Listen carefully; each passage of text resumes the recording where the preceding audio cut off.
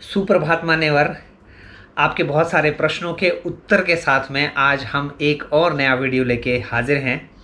दरअसल ये जो प्रश्न हैं ये आपने पिछले वीडियो के रिस्पॉन्स में और बहुत सारे प्रश्न आए हैं मेरे पास में जो कि संबंधित थे इलिया भाई के।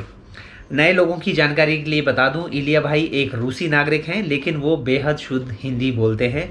इवन हमसे भी अच्छी हिंदी बोलते हैं।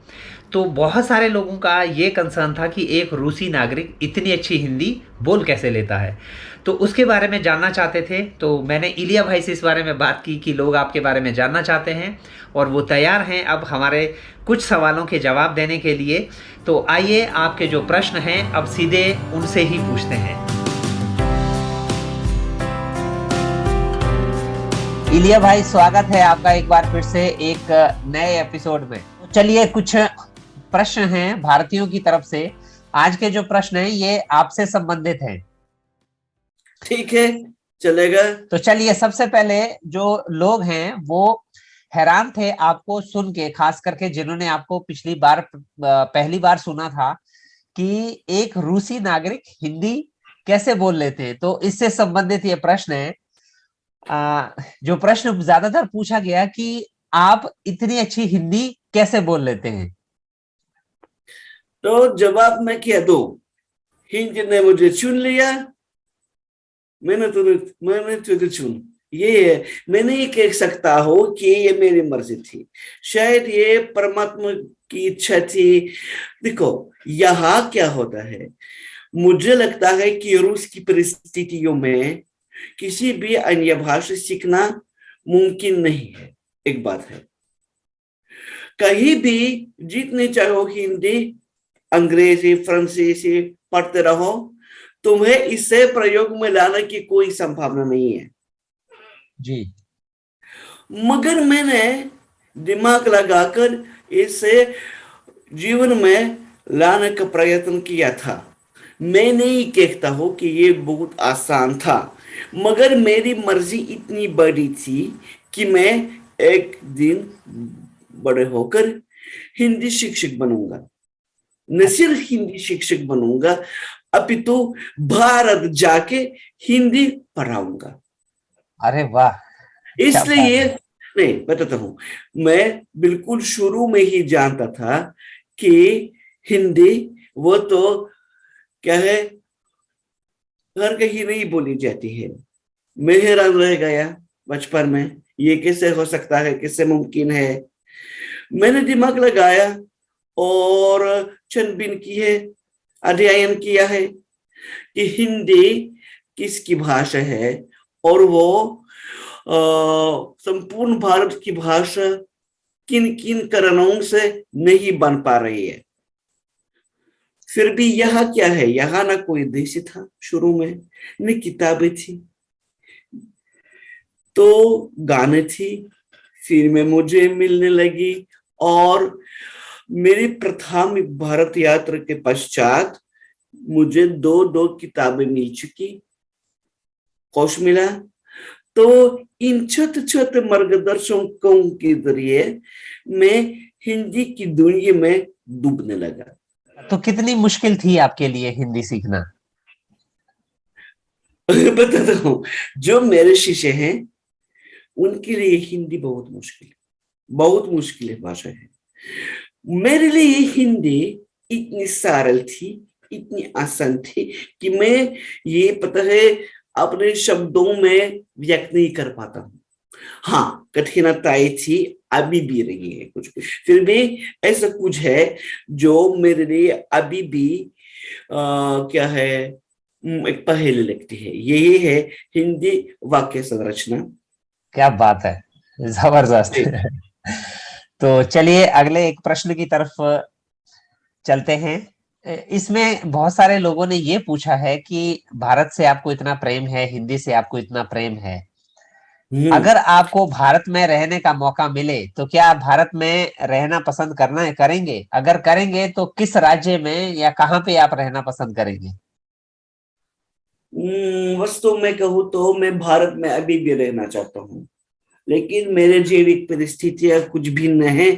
फिर भी मैं यहाँ रहते हुए अपने को परदेसी मानता हूँ। भारत में मैं देशी हूँ, मुझे कोई भी परदेसी कभी नहीं माना अब तक। मुझे लोग खास करके दक्षिण में कभी भी कोई परदेसी, कोई विदेशी मानते ही नहीं है। उनको लगता है कि मैं कहीं उत्तर भारत से आया हुआ हूँ। उत्तर भारतीयों को भी लगता है कि मैं कहीं भारत का हूँ। नहीं, अच्छा। शुरू में दिल्ली वासियों को, यूपी वालियों को ही पता था कि मैं कहीं बाहर से आया। शुरू में, अच्छा। कहीं 15-20 साल पहले, अच्छा। बहुत लंबी। मगर आजकल क्या है कि एमपी वालियों को ऐसा लगता है कि मैं कहीं बिहार का हूं, पता नहीं कैसे। बाद में पता चला कि कारण क्या है। अपने देश के अज्ञान की वजह से लोग देश को नहीं जानते हैं, लोग देश को नहीं पहचानते हैं, एक दूसरे को पहचानते नहीं है। हुआ क्या, एक बार मैं दिल्ली में था, किसी होटल में रुका था, वहां हिमाचली था। अच्छा। हाँ, हिमाचली था। तो पास में घुसा कोई धोबी। हिमाचली ने पूछा, अब बताइए लड़का कहाँ से आया, मुझे दिखाते हुए। वो बोला, लग रहा है वो मणिपुर का होगा। रहने का प्रश्न शायद मेरे लिए सबसे कठिन प्रश्न है। मैं आप लोग को मानता हूं कि मैं दक्षिण से आया, जो बेंगलुरु मसूर यही मेरे इलाका है। मैं वहां पर पाला बड़ा हूं। ये समझो कि भारत के मानचित्र अगर कोई शहर दिखाओ, कोई राज्य दिखाओ, तो ये कर्नाटक रहेगा।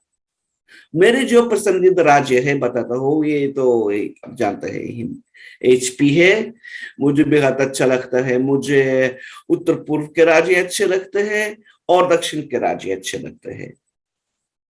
भारत के प्रति आपका जो प्रेम है ये सच में एक तरह से भारत के लोगों के लिए आश्चर्यचकित करने वाला है। हाँ, चकित हाँ, लोग चकित रह जाते हैं। अगला प्रश्न पूछते हैं हम। भारत की दो ऐसी बातें जो आपको बेहद आकर्षित करती हैं। दो बातें नहीं है, 100 बातें हैं। दरअसल भारत में शायद जो सबसे आकर्षक बिंदु है वो ये है, क्या है, विभिन्नता है, जो शायद कहीं भी नहीं मिलती है। रूस में है विभिन्नता है, मगर जिस तरह की विभिन्नता आपको भारत में मिलने को आती है ना, वो जी जी। विश्व में कहीं नहीं मिलती है। मैं बताता हूं कि भारत के राज्यों के बीच में यूरोप के मुकाबले में कहीं ज्यादा अंतर है। ऐसे कहीं भी विदेश जाने की क्या, कहीं भी विदेश जाने की कोई जरूरत नहीं है। तुम पड़ोस के राज्य जाओ तो तुम विदेश पाओगे। आपका कहने का मतलब है कि भारत के जो हर राज्य हैं वो बिल्कुल एकदम अलग हैं। वो उत्तर भारत के राज्यों को छोड़ के बाकी जो राज्य है इतनी भिन्न है कि तुमको कभी भी नहीं लगेगा कि तुम भारत में हो। मैं रूसियों को कभी कभी उत्तर पूर्व के राज्य दिखाता हूँ, तो लोग सोचते हैं कि ये कोरिया, ये जापान है। लोगों को ऐसा लगता है इसलिए कि वहां साफ सफाई है और लोगों की शक्ल अलग है। रूसियों के मान में जब किसी भारतीय का शक्ल आता है तो वो कोई तमिल वमिल होगा। अच्छा, क्या बात है। जी। चलिए अगले प्रश्न की तरफ चलते हैं। हम्म। भारत की ऐसी दो बातें जो आपको बेहद खराब लगती है। बहुत सारी बातें मुझे खराब लगती है, बताता हूँ। भीड़, यानी मुझे अभी तक पार करना नहीं आता। सड़क सड़क को पार सड़क। करना नहीं आता अब तक। अच्छा। अब तक नहीं, बहुत मुश्किल से। पता है, दुआ करते करते पार करता हूँ, हाथ बढ़ाते हुए पार करता हूँ। अकेले में पार नहीं करता। ये अब तक मुझे करना ठीक से नहीं आया था, नहीं आ गया। अच्छा। करता हूँ, करता हूँ, करना पड़ता है, मगर बिना जरूरत के पार नहीं करूंगा। यानी कि एक आपको भीड़ पसंद नहीं है भारत की।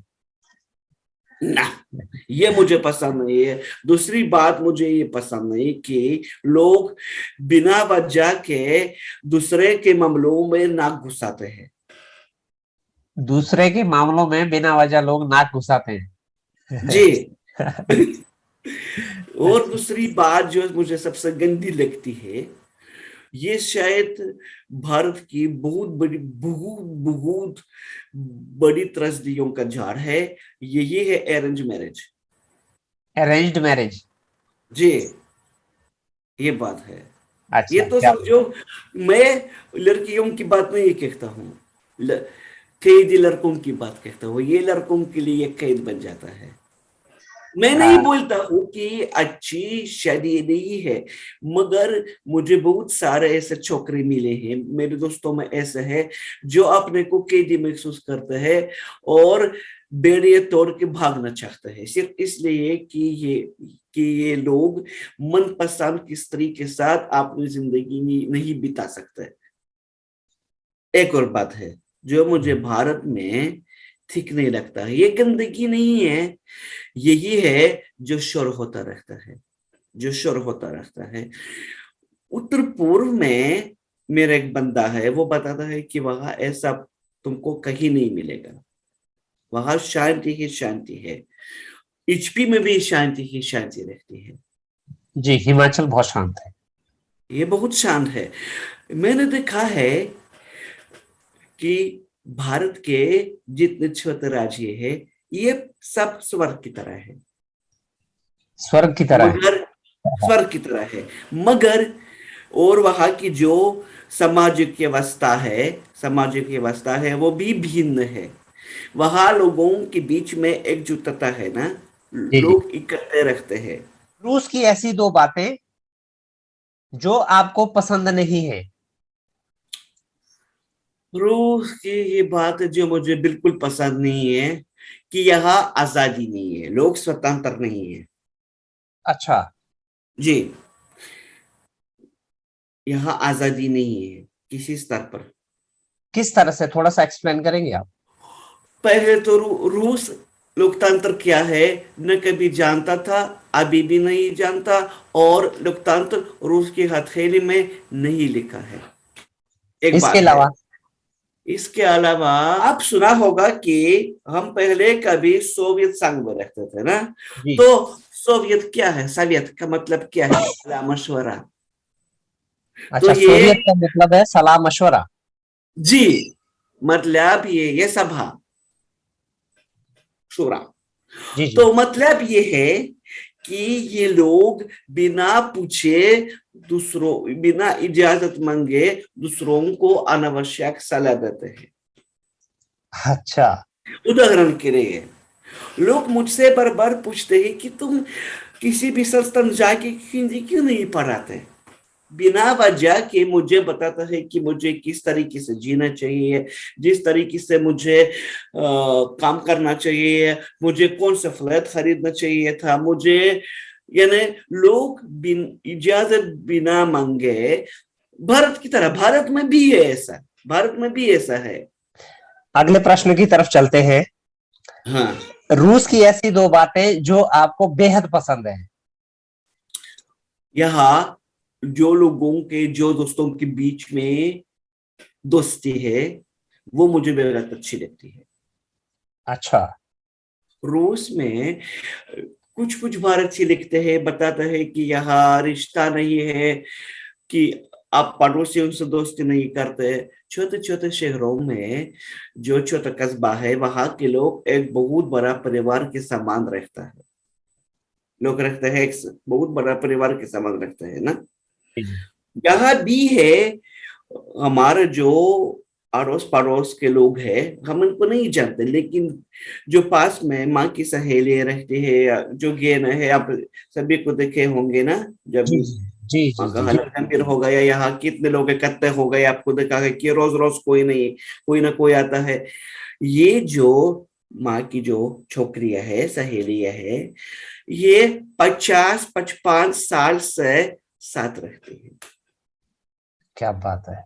हाँ, ये यहाँ चीज मैंने देखी है कि जो रूसी लोग हैं वो दोस्ती बहुत अच्छे तरह से निभाते हैं। ये बहुत मुझे निभाते बात हैं। बताई थी एक भारतीय मित्र ने मॉस्को में, कि जो हम्म। रूसी लोग हैं कि अगर वो एक बार आपसे दोस्ती कर लें तो उनकी जो दोस्ती है वो बड़ी जबरदस्त होती है। और ये मैं महसूस भी हाँ। कर रहा हूँ, आप जैसे लोग मुझे मिले तो हम्म। ये है एक रूस में, इस बात को रूस मैं पूरी तरह से रूस मानता के हूँ। लोग रूस के लोग रूस के लोग दोस्ती में निपुण है। दोस्ती में निपुण है। दोस्ती बनाते हैं और बिना वजह के तोड़ते नहीं है, बहुत कम तोड़ते हैं। चलिए अगले प्रश्न की तरफ चलते हैं। चलते। ऐसी दो बातें कि जो आप चाहते हैं कि काश ये बातें रूस की तरह भारत में भी होती। ठीक है। मैंने सोच विचार कर आपको यही बता सकता हूँ कि भारत में क्या नहीं है। शायद वही स्थिरता नहीं है, जीवन की स्थिरता नहीं है जो रूस में मिलती है। जीवन की स्थिरता। जीवन की स्थिरता। ओके। दरअसल परिस्थितियां भिन्न है।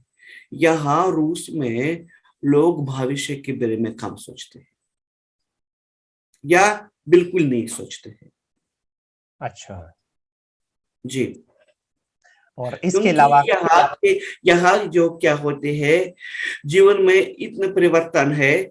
10 साल के अंदर की 15 साल के अंदर क्या होगा पता नहीं, लेकिन लोग जानते हैं कि मेरी छोटी पेंशन आ जाएगी। हर किसी की छोटी सी छोटी रहेगी, मगर वो मुझे लगातार मिलती रहेगी। यानी कि या रूस में जो कोई भी इंसान है वो ज्यादा सुरक्षित समझता है आर्थिक रूप से, आप कह सकते हैं, क्योंकि उनको मालूम है उनको सरकार की तरफ से जो पेंशन है वो मिलनी ही मिलनी है। मिल वो जितनी छोटी ना हो। जी। यहाँ जो यूरोप के मुकाबले में यहाँ की पेंशन बहुत छोटी है, फिर भी रहती है। मतलब फिर भी लगभग 8-10 हजार रूबल के आसपास वहां शायद पेंशन रहती है। जी लेकिन हाँ। फिर भी किसी भी एक इंसान के लिए अपना जीवन व्यतीत करने के लिए मुझे लगता है ये एक अच्छी रकम है। इसके अलावा कोई दूसरी बात जो आप चाहते हैं आ, कि काश ये भारत में भी होती। तमीज। तमीज। जी। क्या बात है। देखिए ये हमारे लिए सच में एक रूसी नागरिक के रूप में आप हमें ये चीजें बता रहे हैं तो इसको मैं स्वीकार करता हूँ, क्योंकि ये हमारे लिए पॉजिटिव फीडबैक है एक विदेशी नागरिक का। तो इस पे आप थोड़ा खुल के बोले प्लीज। ये बताता हूँ। यहाँ क्या है, यहाँ लोग सड़कों पर जोर से नहीं चिल्लाते हैं और भीड़ में हथपाई नहीं करते। और दरअसल यूरोप में, यूरोप छोड़ो, यूरोप तो बिल्कुल अलग ग्रह है, मगर यहाँ रूस में भारत के मुकाबले में आपको कहीं अधिक क्या है, अनुशासन मिल जाएगा। अनुशासन ज्यादा है, यानी कि लोग यहाँ सभ्य। अनुशासन ज्यादा। यहाँ अनुशासन ज्यादा है। अनुशासन। दक्षिण रूस छोड़ के बाकी रूस काफी अनुशासित है। जी जी जी। नहीं ये मैंने भी महसूस किया है कि वहाँ हर एक जगह पे, चाहे वो मॉस्को में रहा हूँ, चाहे मैं आपके यहाँ वोरोनिश में गया था या बेल्गोरोड में गया था, अलग अलग 3 शहरों में, लेकिन जो अनुशासन है, यहाँ तक कि गांव में रूस में जो अनुशासन है, चाहे वो ट्रैफिक का अनुशासन हो, लोगों के आने जाने हाँ। का अनुशासन हो, जैसा आपने हाँ। बताया शोर ना मचाना या कहीं पे गंदगी ना फेंकना, ये मुझे बहुत अच्छा लगा रूस का। चलिए अगले प्रश्न की तरफ चलते हैं। क्या रूस में धार्मिक झगड़े होते हैं जैसे भारत में है कि यहाँ पे? ना, यहाँ दंगे नहीं है। यहाँ सांप्रदायिक दंगे कम मिलते हैं, खास करके उन इलाकों में जहाँ अधिकतर आबादी मुस्लिम इस्लाम के अनुयायी है। आपसे ये सारे प्रश्नों के उत्तर जान के सच में बहुत अच्छा लगा। एक अलग सभ्यता के बारे में भारतीयों को जानने का अवसर आपकी तरफ से मिला, तो हम लोगों को बड़ी खुशी हुई। कोशिश करेंगे आपसे फिर से किसी और एक नए वीडियो में मिलने के लिए। फिलहाल समय की समाप्ति है, तो आपका बहुत बहुत धन्यवाद। जय हिंद। जय हिंद। जय हिंद। तो ये थे इलिया भाई हमारे साथ में। उन्होंने जो प्रश्न हैं उनको अलग अलग तरीके से एक रूसी नागरिक के रूप में हमें उनके आंसर देने की कोशिश की। और सबसे बड़ी बात है कि देखिए, ये जो वीडियो है ये कभी भी हम कंपैरिजन में नहीं बनाते हैं, भारत का रूस का हम कंपैरिजन नहीं करते हैं। ये सिर्फ एक जिज्ञासा है दो सभ्यताओं की। भारत के लोग जानना चाहते हैं रूस के बारे में कि रूस कैसा है, वहाँ की सभ्यता कैसी है, संस्कृति कैसी है, सिर्फ उसके ऊपर बेस्ड ये वीडियोस होते हैं। तो आप इनको प्लीज़ कंपैरिजन में ना लें। तो उम्मीद है आपको ये वीडियो पसंद आया होगा। अब आपसे मिलते हैं किसी और नए वीडियो में, तब तक के लिए आप अपना ख्याल रखिएगा। Bye bye.